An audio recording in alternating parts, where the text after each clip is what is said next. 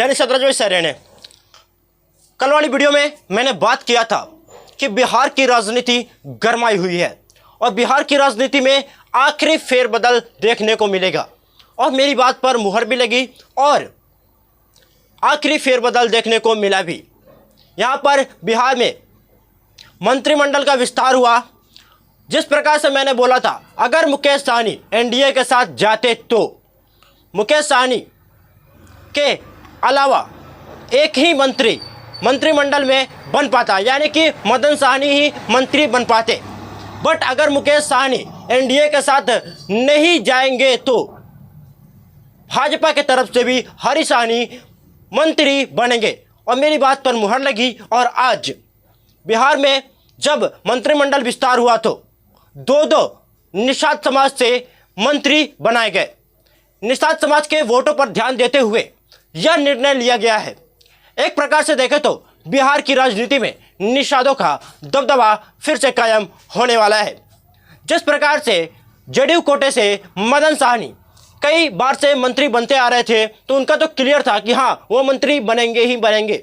But Harish Sahni को, जो कि विधान परिषद के सदस्य हैं, उनको भाजपा के तरफ से बड़े बड़े नेताओं के नाम को दरकिनार करते हुए हरीश सहनी को मंत्री बनाया गया है अपने कोटे से। यह बहुत बड़ी बात है। अभी के समय में मुकेश सहनी जिस प्रकार से एनडीए के टच में थे, अब वह सारा का सारा गेम बिगड़ गया है।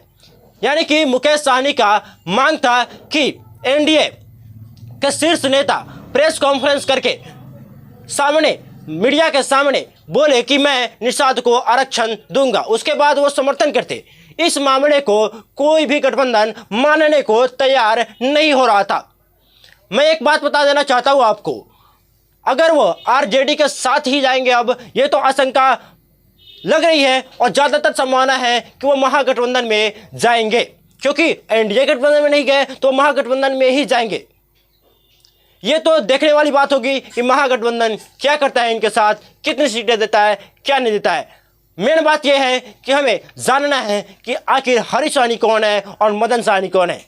तो मदन सहनी और हरीश सहनी दोनों एक ही क्षेत्र से आते हैं। मेन बात यह है कि वह निषाद समाज से संबंधित है और बिहार में निषादों का नाम अब फिर से राजनीति में उछलने लगा है। इसी प्रकार से हरीश सहनी और मदन सहनी का नाम अब फिर से बिहार की राजनीति में गरमाएगा और लोकसभा चुनाव में इन दोनों का प्रयोग भाजपा एनडीए गठबंधन के तरफ से निषाद वोटों के लिए किया जाएगा।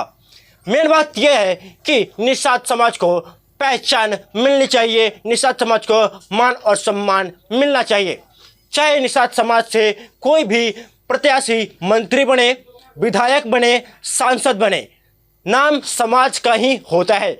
महत्वपूर्ण बात यह है कि समाज का नाम होना चाहिए। मदन सहनी और हरीश सहनी आने वाले समय में उनको कौन सा मंत्रालय मिलता है और वह किस मंत्रालय में किस प्रकार से समाज के लिए और पूरी बिहार की जनता के लिए कार्य करते हैं, देखने वाली बात होगी।